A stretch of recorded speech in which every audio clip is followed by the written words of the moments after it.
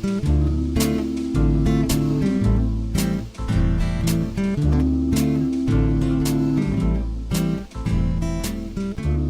is The Log with Charles Purcell. That's me. Okay, first of all, before we go any further, let's see. Okay. Full disclosure, it's very early Wednesday morning.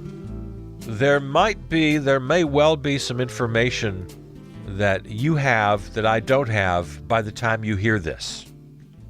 So there's my disclaimer. You may have information that I don't have. Okay, so that's done.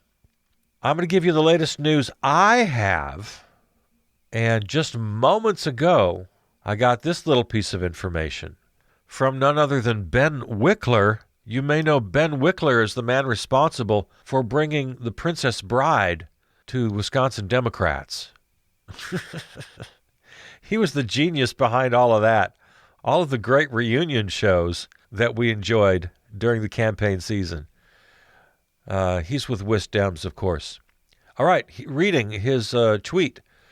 Green Bay and Kenosha results are in. Biden is now up in Wisconsin by roughly 20,600 votes. That number could wobble a bit, but there's no realistic path for Trump to pull ahead. Biden has won more votes than any presidential candidate in Wisconsin history. Folks, Joe Biden just won Wisconsin. So there you go. There you go. That leaves Georgia, North Carolina, Pennsylvania, Michigan.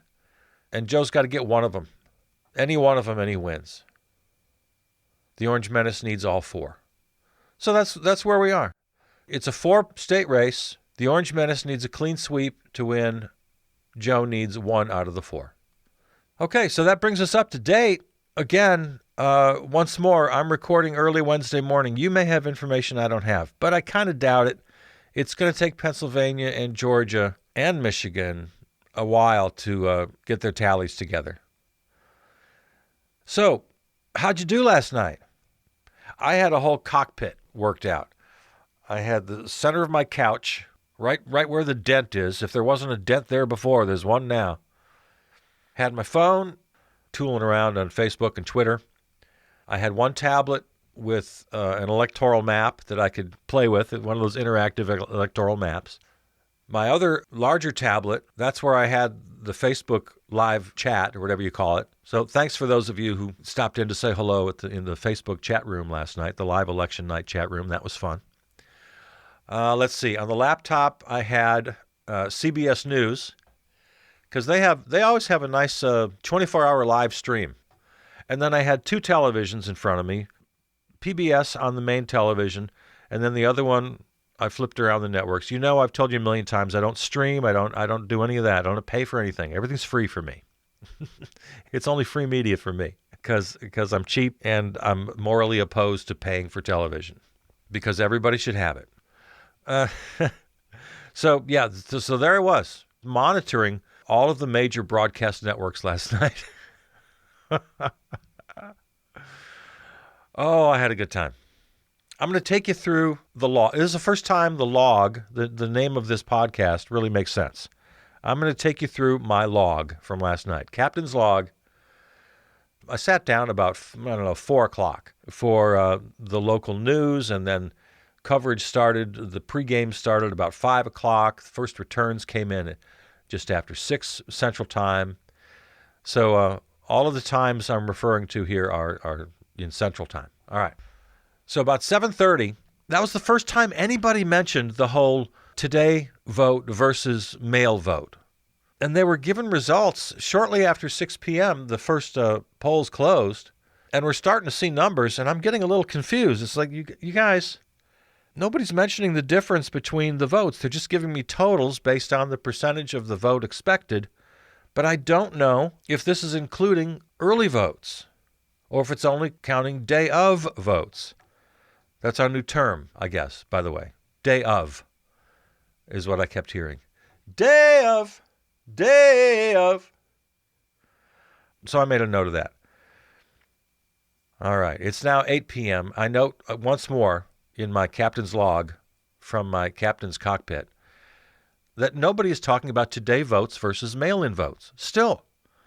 And I'm getting a little confused, and I'm starting to regret the things that I talked to you about over these last few days, saying, well, okay, the Orange Menace is going to be ahead, sometimes by quite a lot, maybe 10, 15 points, because they're not counting the mail-in votes. They're counting them later. But none of the talking heads are mentioning this, and we're already a couple of hours into vote tallies. And I'm thinking, why aren't they talking about this? And I'm starting to doubt myself and get a little confused. Well, what are you telling me? And at one point, somebody actually said, no, they are counting the, I forget which of the talking heads said it. I think it was somebody on PBS said that, when they give you this number, percentage of expected vote, they used to say precincts reporting, but that's all gone now, percentage of expected vote, that they're including estimates of the mail-in vote.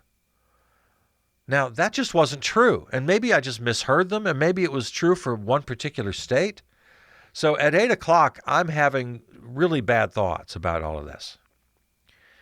All right, but Biden is leading in Ohio at this point. He's even leading in Missouri. I'm thinking, what?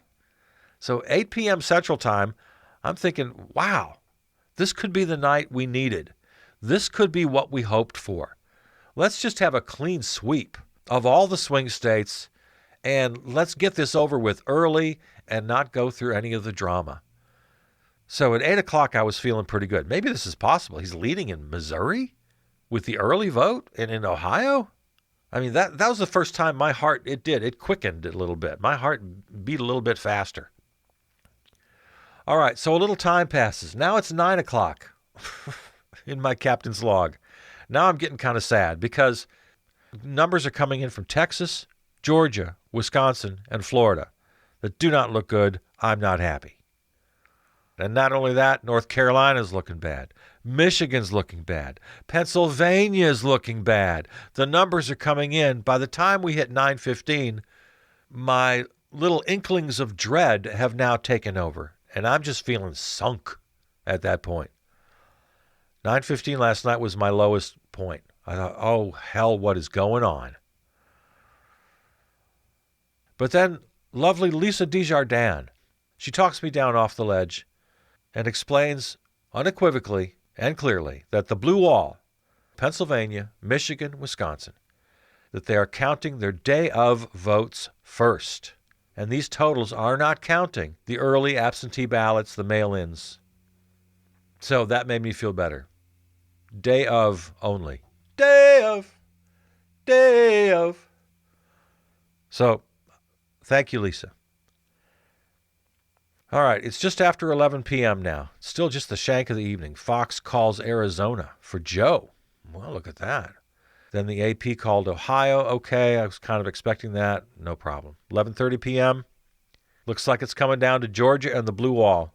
Because we're looking at the map, me and the pundits, and we're thinking, okay, Nevada, Arizona, even though they're not called, Maine, we got to give those to Joe.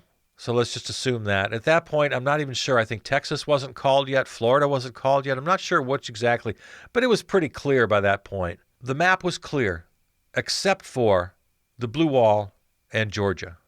I guess you could toss in North Carolina. Still, I'm kind of thinking that belongs to the Orange Menace. So at this point, the map has shrunk to Georgia, Pennsylvania, Michigan, Wisconsin. That's 11:30 p.m. A few minutes later, now comes the tweet. The Orange Menace tweet, quote, "We are up big, but they are trying to steal the election. We will never let them do it. Votes cannot be cast after the polls are closed." So predictable.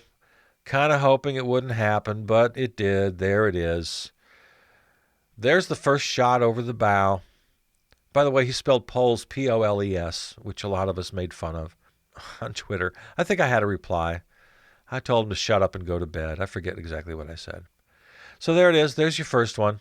That happened at 11:44 p.m., the first shot over the bow.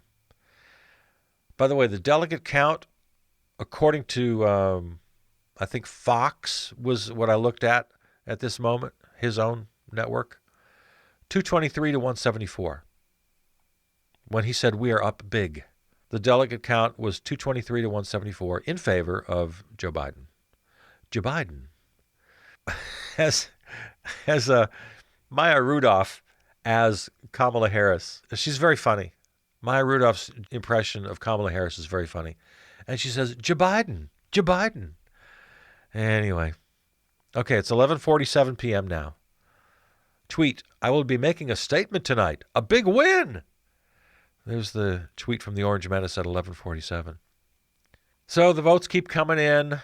The talking heads now are better at explaining the day of votes. In fact, I noticed for the first time that NBC had a line graph that showed by color which of the votes counted were day of, and which were early. Day of votes that we saw last night. Day. It's a day, it's a day, it's a day, it's a day, it's a day of.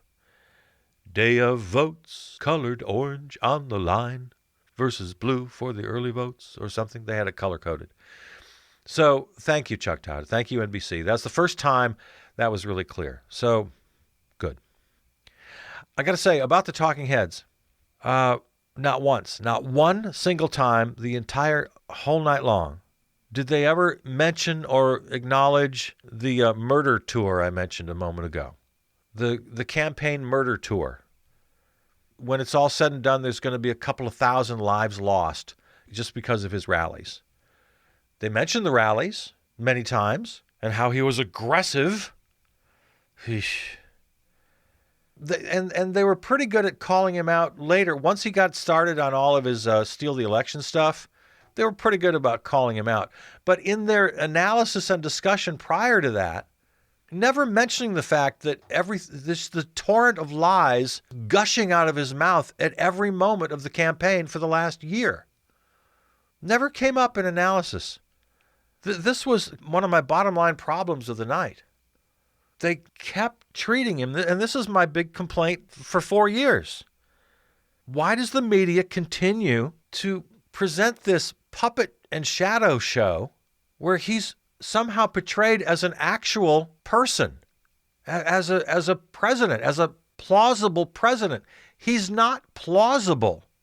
Oh, and then PBS, you know me. I love PBS. But they got to do the both sides thing. All right, let's have a Republican pollster and a Democratic pollster. Let's have a columnist from over here and a columnist from over there, very carefully divided into the right and left categories. If Judy Woodruff was reporting from Nazi Germany of 1933, she'd be giving equal time to Goebbels. All right, well, okay, back to the log. 12:36 a.m., my first Nate Silver sighting. Oh, that was exciting. Like a chorus of angels coming out of the sky. Oh, it's Nate Silver. Everybody, hush. We got to hear what Nate Silver has to say. So he was a nice little addition to the ABC panel, ABC News.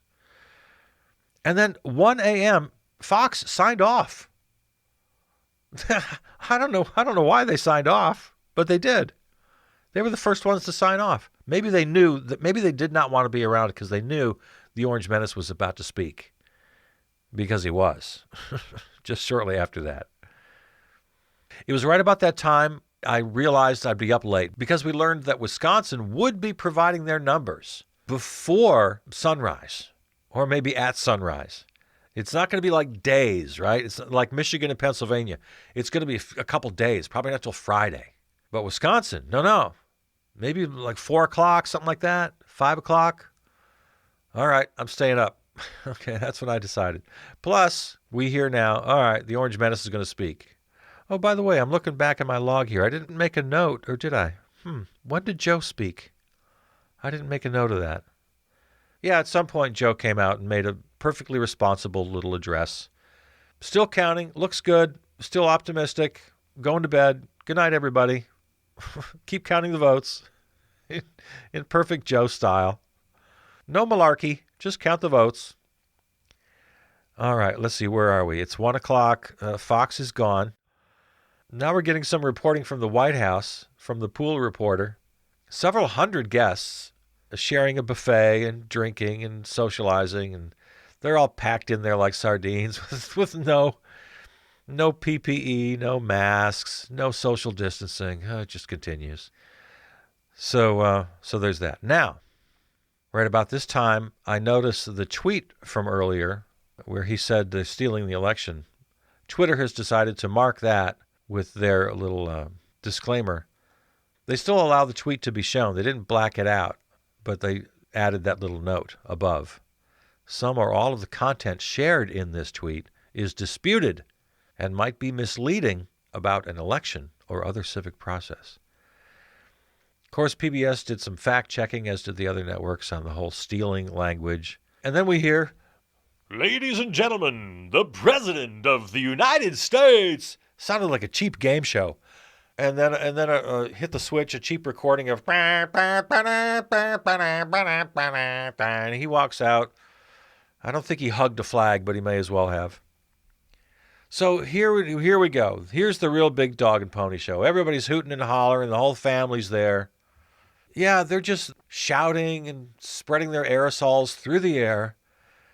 And now he's doing his thing. A small group of people, he says. A small group of people are trying to disenfranchise those who voted for the Orange Menace. He said they were all set to celebrate. He claimed to have won. This is the big moment now. He claimed to have won Georgia and North Carolina, and he has life in Arizona. I'm winning Pennsylvania by a tremendous amount. It's not even close. And at the time he said that, there were only 64% of the expected vote counted. 64%.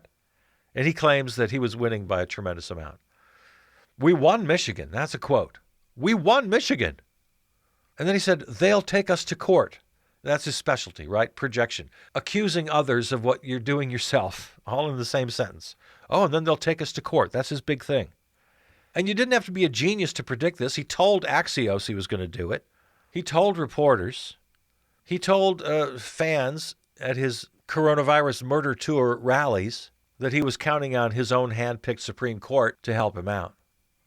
And here it is. It's really happening now. And, oh man, the pundits, the anchors, the people, the analysts, jaws just hitting floors when he said, we'll be going to the U.S. Supreme Court. We want all voting to stop, he said. He knows. You know, it's always our question. Is he stupid? Is he evil? He's both. He's both. So, of course, he meant we want all counting to stop, which is bad enough in and of itself. But he says we want all voting to stop. Are you stupid or are you evil? Answer, you're both. As far as I'm concerned, we already have won. Yep, he declared victory. At this point, Wisconsin, Michigan, Pennsylvania, North Carolina, and Georgia all had not finished their count. They got a long way to go. By law, in a couple of those states, you got to give them another 2, 3, 4, 5, 9 days. And that's exactly what they're going to take him to court about. And then my girl Yamiche. Oh, man, I love that woman. Yamiche Alcindor laid him out for the public obscenity that was that speech. Yeah, Yamiche gave it to him. And I was clicking around to everybody, and everybody was giving it to him. But nothing like Yamiche. That was great. All the reporters. Fox soft-soaped it. I didn't spend any time on Fox last night. It's like, why bother? But I did at that point. I went over to Fox to see what was going on. And I told you they signed off early. They did. But they had another team out there, or they came back for this. I'm not sure what was going on over there. But, yeah, I found some people on Fox, and they were just soft-soaping it. Nobody else did. Nobody else. And while I was on Fox, I looked at their total. Every network is a little bit different. PBS was going by AP numbers. Other networks were relying on their own experts to call. So Fox, I looked on the graphics there, 238 for Joe, 213 for the Orange Menace. That was the delegate count on the screen, 238 to 213, while the Orange Menace is saying, we have a big lead. We've won. They're behind 238 to 13 on the delegates at that moment. And that really was the big bombshell of the night. And they all devoted the next half hour to that. It was all about the constitutional crisis we're in. And for the most part, they handled it pretty well. Nobody excused it, except, of course, for Fox. But I was flipping around to everybody I could find, and they were all appropriately outraged. Now it becomes about Wisconsin because we get some numbers and we learn that Joe is about 100,000 down at this point, with about 700,000 left to count. And we know from these numbers that it's 2-1, 3-1 weighted toward Democrats who did the early voting. We know this. So you do a little math in your head. Okay, he's 100,000 down at this point with 700,000 yet to count from the early voting. Okay, carry the 9, subtract the... Yeah, he's got a pretty good shot at taking Wisconsin. By this time also on my log, I note that Joe's up about 1 million in the popular vote. I think it's, I don't know what it is now. I think it's closer to 2 million now. And I'm thinking, okay, back to yesterday's show, maybe time to fill the streets. Because William Brangham, talking head on PBS, he actually used those words. Well, maybe it's time Americans fill the streets, talking about the Orange Menace and his declaration of victory. He also made a good point. He said, who else heard these words, referring to the president's declaration of victory? Who else heard these words, and what will they do? Of course, referring to the MAGA Taliban, the guys in their trucks and their Confederate flags, and the Proud Boys and the Boogaloo Boys and the Oath Keepers and all of them, all the white supremacists. When the Orange Menace is up there saying that a few nefarious people are trying to steal this election away from you, trying to steal your vote from you. So William Brangham made a good point. I mean, those several hundred people inside the White House, when he's saying these unconstitutional, illegal, violence-provoking lies about how the Democrats are trying to steal this election, they're cheering him.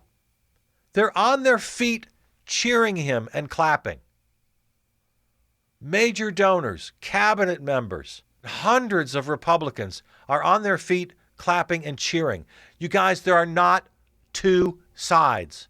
Stop it with this two-side stuff, we have to get along stuff. No. This ideology, this deadly, fascistic, authoritarian cult has to be destroyed. There are not two sides, you guys. David Brooks of the New York Times, he's a regular on PBS. He called it a raw power grab. It's out of the playbook. You and I have talked about this. The Orange Menace will take the Democrats to court, stop the counting, knowing full well that it'll lose in court. But that's by design, because the real point is to get it kicked up to the Supreme Court where Amy Coney Barrett can have the deciding vote.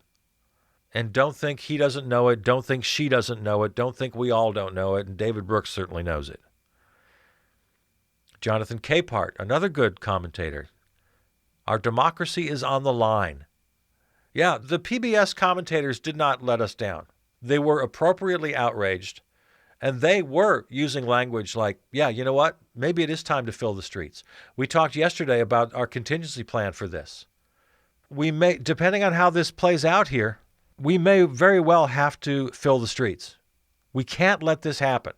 Also, unions have been talking about the possibility of a general strike.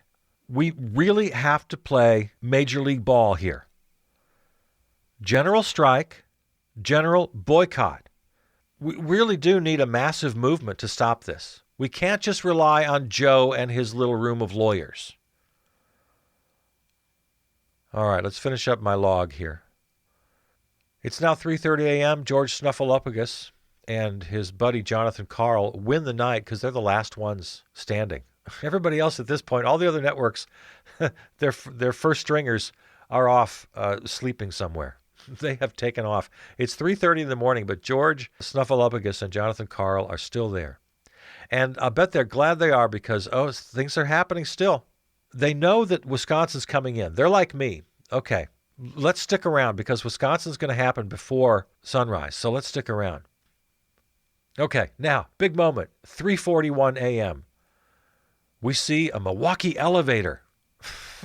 It was all very exciting. They interrupt their poli-sci conversation, and we got cameras, and we got people. We got we got a big stack of papers, and we got a police escort, and it's a bunch of people walking into an elevator. It looked like Jack Ruby was about to run out onto the scene. It was very exciting. So, well, what's happening? What just happened? And they cut to Nate Silver, and he's on his phone. Nate Silver is on his phone. And George Snuffleupagus says, I'm sorry, Nate, I'm sorry to bother your phone call, but something's happening here. He says, yep, I got a scoop. He actually used the word scoop. I got a scoop. The votes from Wisconsin, from Milwaukee. It's going to put Biden ahead by 11,000 votes. I got a scoop. It's the Milwaukee dump, they call it. I don't know if that's a great moniker for it, but that's what they called it. The Milwaukee dump. With more to come. We still got Green Bay and Kenosha coming. And there's still 11% of the vote from Wisconsin still to come. And the Milwaukee dump has put Biden ahead by 11,000 votes. Nate Silver has the scoop. Oh, it was very exciting. It was very, very exciting. 3:50 a.m., the first mention of a possible Wisconsin recount, which almost seems like a sure thing now. I don't know how we get out of that. 1, 2, 3. 3 votes for Joe Biden. So very exciting, very exciting. So they have that conversation. How is a recount triggered and blah, blah, blah. But yeah, they figured that out pretty quickly. 1% or less. It's not automatic. There's no such thing as an automatic recount in Wisconsin, but the person behind can request, and that's a done deal. Certainly that will happen. Now it's 4 o'clock a.m., and George Snuffleupagus finally says, I'm going to go take a shower. Now, he didn't make it really clear that he was leaving the broadcast. It sounded like he kind of implied that he was just going to walk over to the other side of the set and take a shower as part of the show. But no, he's going to go home and take a shower, he explains eventually. So, congratulations, George. You win. You took it to 4 a.m. Central. You blew past your competition. Everybody else had their shower a couple hours ago. But you and Jonathan Karl, you hung through the whole Orange Menace, we've won routine. You stuck around for the Wisconsin scoop with Nate Silver. Oh, George, you win. George Snuffleupagus wins the game. And that was the end of my night.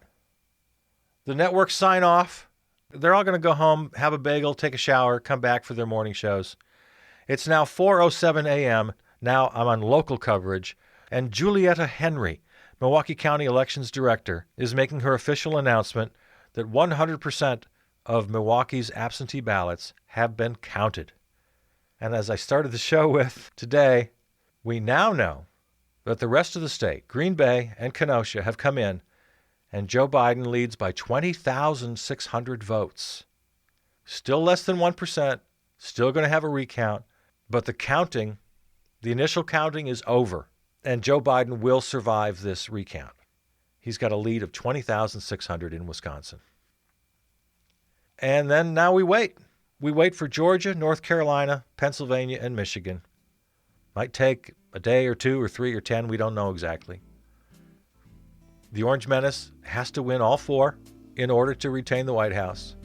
Joe needs to just take one of them, Michigan, Pennsylvania, North Carolina, or Georgia. And it's President Joe. All right, so that's the log.